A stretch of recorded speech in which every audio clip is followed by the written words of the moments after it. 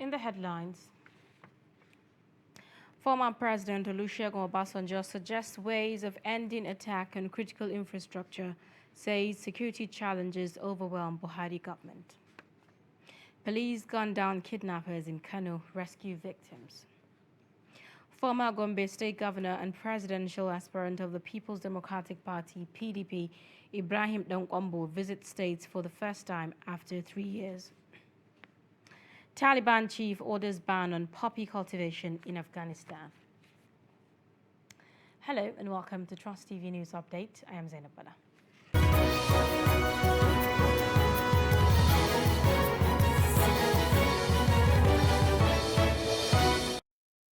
Hello and a warm welcome.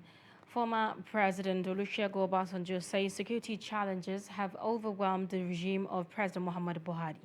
He said this while reacting to the recent attacks on the Kaduna-Abuja train, which left no fewer than 7 dead and 21 others missing. Obasanjo said the development has shown that Nigerians are not safe, whether in vehicles, trains, or in the aircraft. The former president spoke at his Ota residence while receiving the People's Democratic Party presidential aspirant, Dr. Ugochukwu Williams, and his team. The former president, who admitted that the present regime has been overwhelmed by the security situation in the country, however, cautioned Nigerians not to allow themselves to be overwhelmed by the insecurity. It's not a situation where one man will say, yes, I have the solution, unless we are deceiving ourselves. And I believe that we need to sit down collectively, look at the situation. A situation where the train, you are not safe on the road, you are not safe in the train, you are not safe at the airport, then what remains? And that is a very, very serious situation. All right-thinking Nigerians must know that we have a situation that has overwhelmed the present administration. But we should not allow that situation to overwhelm Nigeria. The Nigerian Railway Corporation has reiterated its commitment to collaborate with security agencies to rescue other missing passengers aboard the recently attacked AK-9 Abuja-Kaduna bound train. NRC Managing Director Fide Okiria, in a statement on Sunday, said 2 more passengers had been confirmed safe, making the total of safe passengers to 172. On restoring the train service, Okiria said that as of April 2nd, the NRC's restoration team had further rebuilt 4 more coaches. According to him, 2 of the coaches have been safely moved to Idu and Rigasa stations. He said the other 2 coaches were still at the site due to damaged tracks. 11 coaches were involved in the unfortunate incident of bandits' attack on the train on March 28. Elsewhere, the Kano State Police Command says it has gone down 3 kidnappers and rescued 2 kidnapped victims that were abducted in Katsinawa village of Tudunwada local government area of the state. The command's public relations officer, SP Abdullahi Haruna Kiyawa, said they have also recovered 1 locally made AK-47 rifle with 6 live ammunition, adding that some angry mob also set one of the kidnappers ablaze. He said gunmen had stormed the residence of Elisha Aminu of Katsinawa village, Tudunwada local government area, and kidnapped his 2 daughters, Zainab Elisha and Nafisa Elisha, before fleeing towards the fringes of Algori forest. Kiyawa added that the bodies of the kidnappers were taken to the Tudunwada General Hospital, where they were certified dead, adding that the victims have reunited with their families. Police in Katsina State have arrested a notorious supplier of vehicles and informant to bandits. The suspect has been on the wanted list of security agencies. Known as Ibrahim Abdurrashid of the Musa local government area, he is accused of collecting over 2 million naira from Kamilu Buzaru, a terrorist kingpin, to purchase a vehicle for the terrorist. Abdullahi Yamadi files in this report. Similarly, the police have also arrested 3 suspected informants of bandits hibernating in the forest around Sabwa, Dandume and Faskari axis. On credible intelligence, one Nasiru Sadi, 20 years, Bala Hassan, 22, Aminu Abdurrauf, 20 years of Kabalawa village, Sabwa local government areas. Nemesis caught up with them when they conspired among themselves and invited some armed bandits hibernating in the forest to come and kidnap one Malam Rabiu of Kabalawa village. In the same vein, the Katsina State Command of the Nigeria Police has paraded a syndicate of suspected thieves in possession of a vehicle loaded with iron rods, suspected to be stolen from a construction company in Katsina Metropolis. We've succeeded in arresting some staff of this Triacta company that is responsible for this construction, and so many other suspects. All 6 members of the syndicate who confessed to have committed the offense are staff of the construction company. I'm working in Tractor. Tractor. Actually, I'm involved for the victim of the lost of the iron. So that's why I'm involved with the case. How did you do it? Yeah. Actually, we used to just take it in the night. Of the truth, when those guys told me that they are going to get those iron, I told them that I'm not involved. I'm not involved. I don't want trouble. Also in Katsina State Police custody is one Hassan Suleiman alias Khalifa, a notorious fraudster who specialized in swapping ATM cards of unsuspecting people at ATM points in Katsina. In the course of investigation, a Honda Accord vehicle and 30 ATM cards were recovered from the suspect. Abdullahi Ismayamadi, Closed Television News, Katsina. Now, following Friday's attack on Mbiari police station in Imo State, the police says that they have arrested 4 members of the proscribed indigenous people of Biafra suspected to have carried out the attack. They had thrown improvised explosive devices into the building, shattering the roof, windows, and doors. Police Public Relations Officer CSP Mike Abatam said in a statement that after diligently gathering credible intelligence, they arrested Solomon Munaku and Uzoma Munaku, both natives of Mbieri in Mboitoli local government area of Imo State. Both are said to be escapees from Imo Correctional Center jailbreak of 5th April 2021.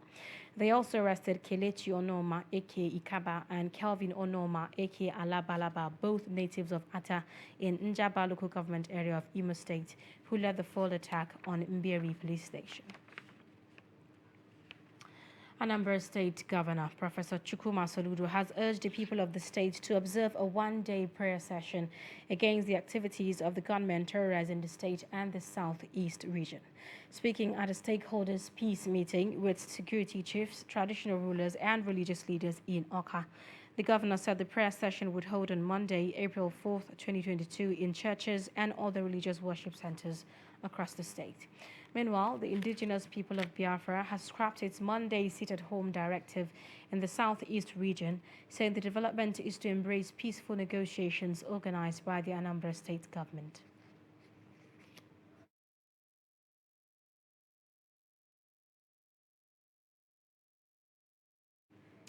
Elsewhere, one person has been killed in an intercommunal clash between 2 rival groups over a lingering traditional title and land dispute in Doku Lavu local government area of Niger State.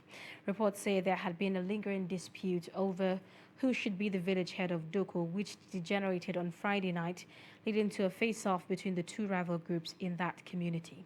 Niger State Police Command's Public Relations Officer DSP Wasiu Abiodun, who confirmed the clash and loss of life, said a yet-to-be-identified group of hoodlums on April 1st attacked the residence of Muhammad Endau Muhammad Yanda of Nswa area of Doko village, Lavon local government, who is the father of one Mubarak, reported to have stabbed a victim on the same date. He said the hoodlums mobilized to Muhammad's residence in reprisal of the injuries sustained by the victim and lynched him to death, while they equally vandalized some of his property and some neighboring houses and fled the scene. Abiodun said policemen have been drafted to the village and effort was ongoing to apprehend the hoodlums and restore normalcy in the area. Now, the Lagos State Fire and Rescue Service has been battling a fire at a plank market Odo Erun bus stop in Ogba area of Ikeja in Lagos. The incident, which was alerted through the state's command and control portal at 3:37 Sunday, saw the Ikeja and Alausa fire stations responding with backup from other emergency responders due to the intensity and nature of the combustible materials involved in the fire.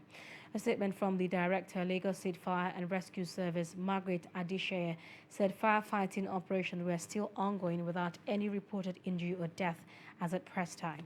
She assured the public that the strategy being deployed to control the burning rage with copious water and chemical foam compound would not allow it to affect any nearby property or life. The cause of the fire is yet to be ascertained as officials of Lagos State and Rescue Service all engage in containing the fire.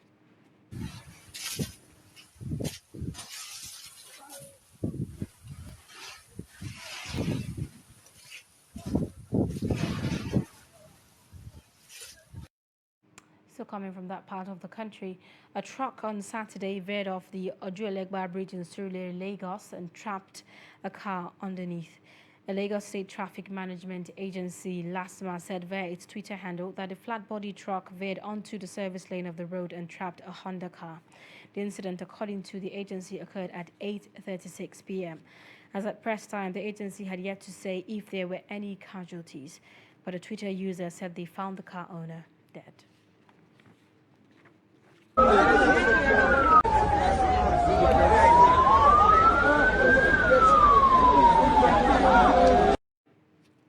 Very tragic indeed. Now, a former governor of Gombe State and presidential aspirant of the People's Democratic Party, PDP, Ibrahim Dankwambo, has visited the state for the first time after 3 years.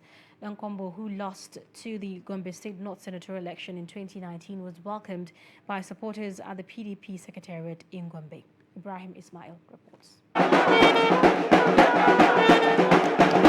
That was the moment supporters and party officials received former governor of Gombe State, Ibrahim Dankwambo, at the state PDP secretariat. Speaking to newsmen, Dankwambo said he came to make consultations. But I'm very grateful to the people of Gombe State.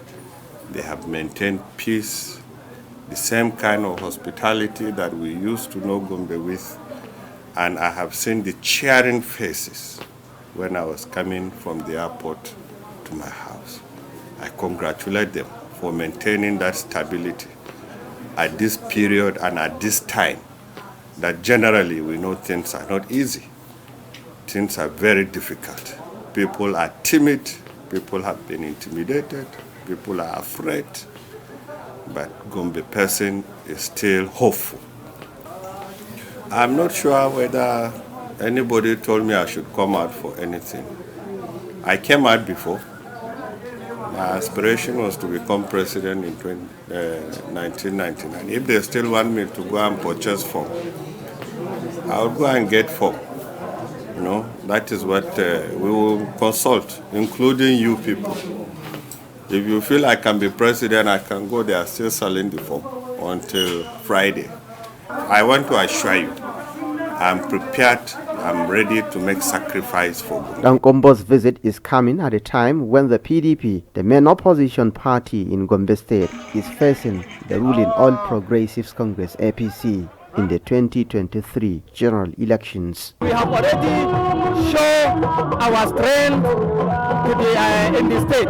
We have already shown Nigerians that Gombe is a PDP state and PDP is coming back. From Gombe, Ibrahim Ismail reporting for Trust TV.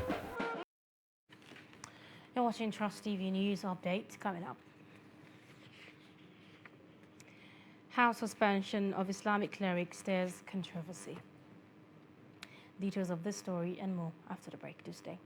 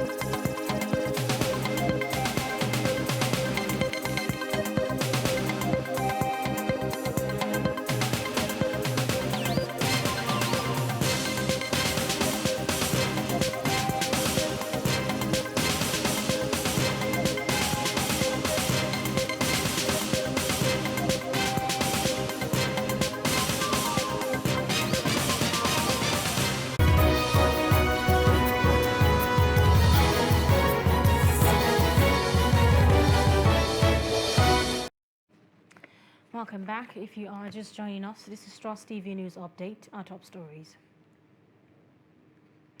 Former President Olusegun Obasanjo says security challenges have overwhelmed the government of President Muhammadu Buhari. Kano police kills 3 kidnappers, rescue 2 abducted in Katsinawa village of Tudunwada local government area. Still ahead, the federal government's revised COVID-19 travel protocol for travelers arriving in Nigeria will take effect from Monday, 4th April. This is according to the chairman of the Presidential Steering Committee on COVID-19 and secretary to the government of the Federation, Boss Mustafa. The new protocol, according to the SGF, stipulates that inbound passengers to Nigeria who are fully vaccinated against COVID are no longer required to carry out COVID-19 PCR tests before boarding Nigeria-bound flights. Also, fully vaccinated passengers arriving in Nigeria would not be required to carry out post-arrival PCR test or a rapid antigen test upon arriving in Nigeria. However, inbound passengers who are unvaccinated or partially vaccinated for COVID will still be required to take a COVID-19 PCR test 48 hours before departure and undergo days 2 and 7 post-arrival PCR tests at their own cost.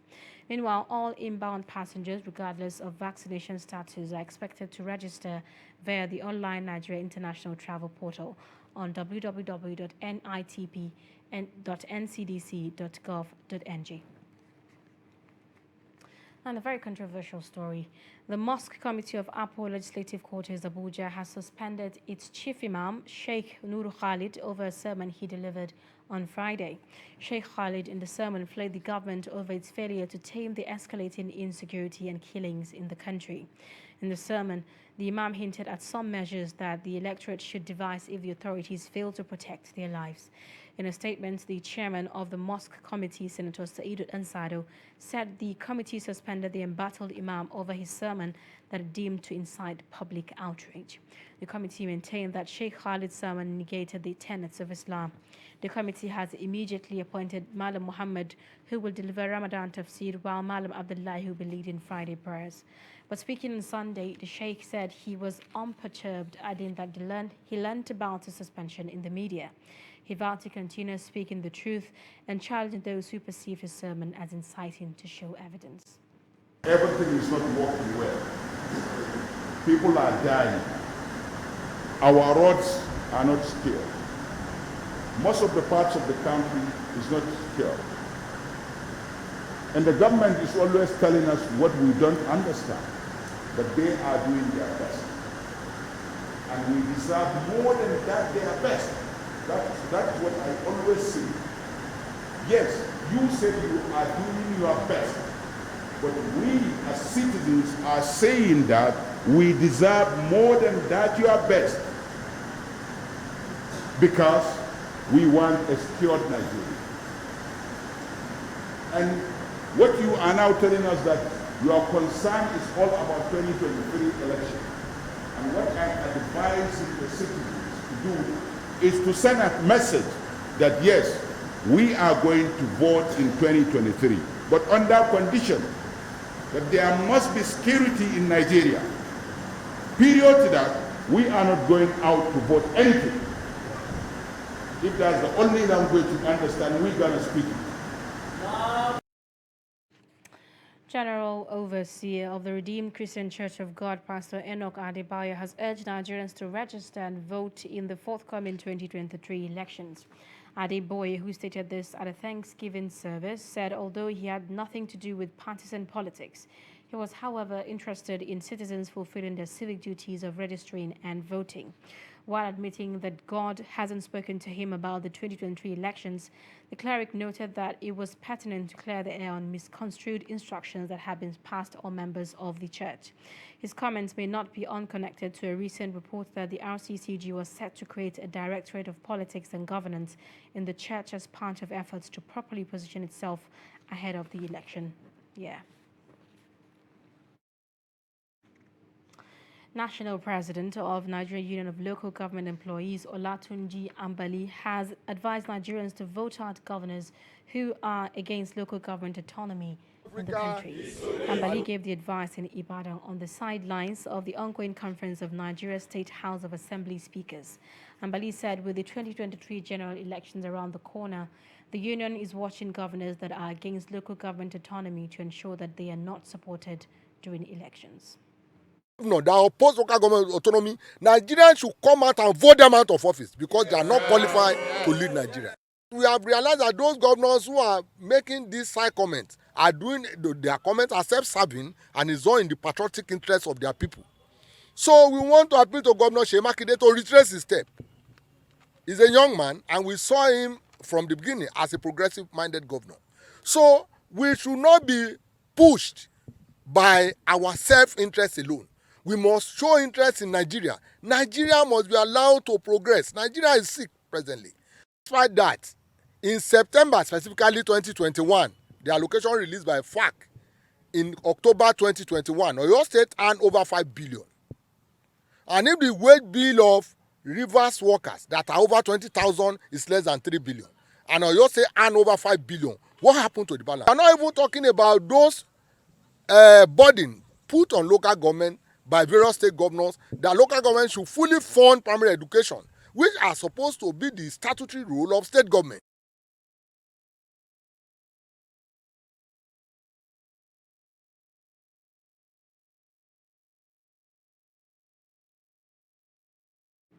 Okay, let's take a quick break now. When we come back, we're going to take a look at what's happening on the international scene.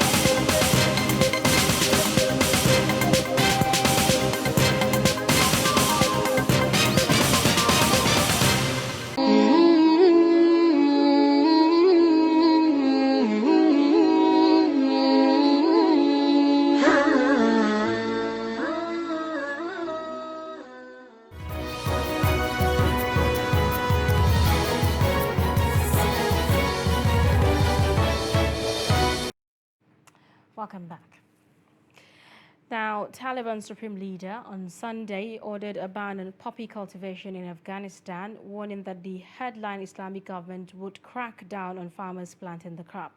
The decree issued by Supreme Leader Hibbatullah Akhundzada was read out by government spokesman Hibbatullah Mujahid at a gathering of reporters, foreign diplomats and Taliban officials. It further said if anyone violates the decree, the crop will be destroyed immediately and the violator will be treated according to the Sharia law. Afghanistan is the world's biggest producer of poppies, the source of sap that is refined into heroin, and in recent years its production and exports have only boomed. And that's it on News Updates. Do not forget to follow us across all our social media platforms. I'm Zainab Bala. Thank you for watching.